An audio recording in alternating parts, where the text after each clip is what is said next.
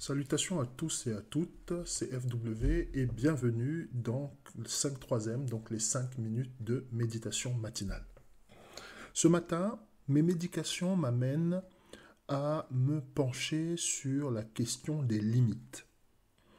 Alors, pourquoi des limites? Parce que dans une société comme la nôtre, on est tout le temps en train de repousser chaque jour les limites de la liberté, liberté d'expression, liberté de choix, etc., de ce qu'il est possible ou pas possible sur le plan individuel, social, économique et j'en passe.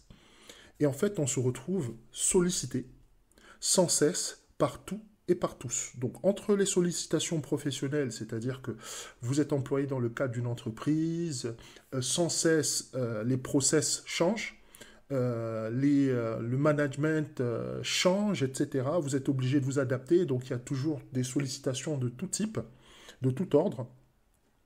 Les exigences familiales, voilà, pas besoin de revenir dessus. Chaque fois, il faut s'adapter. Les enfants qui grandissent, les sollicitations de notre conjoint ou de notre conjointe, peu importe.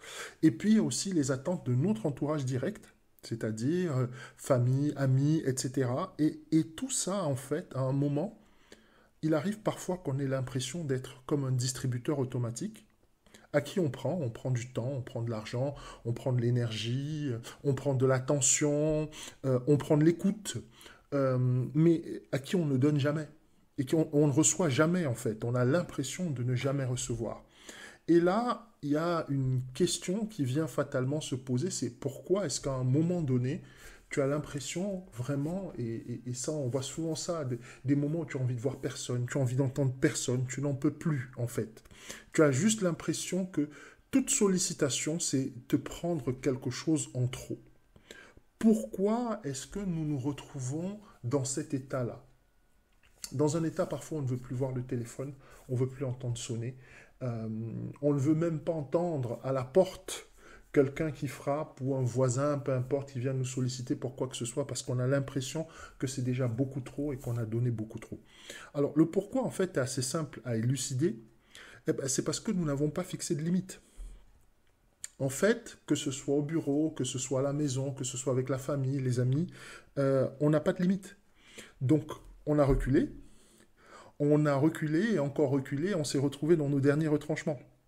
Et là, quand tu es dans tes derniers retranchements, en fait, il y a deux options. Soit tu exploses, donc c'est colère, coup de sang, tu t'énerves, tu cries, voilà. Parfois, ça peut même aller à des violences, dans certains cas. Ou encore, tu peux imploser, c'est-à-dire que tu rentres dans un cycle de déprime, de blues, de tristesse, d'envie de solitude, etc.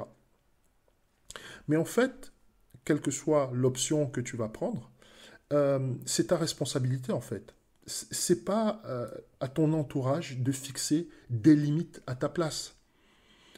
Tu dois avoir des limites claires et sur lesquelles tu communiques avec tout le monde avec lequel tu interagis, que ce soit au boulot, que ce soit les amis, que ce soit la famille, que ce soit les enfants, que ce soit ton conjoint ou ta conjointe, peu importe. Tu dois avoir des limites claires.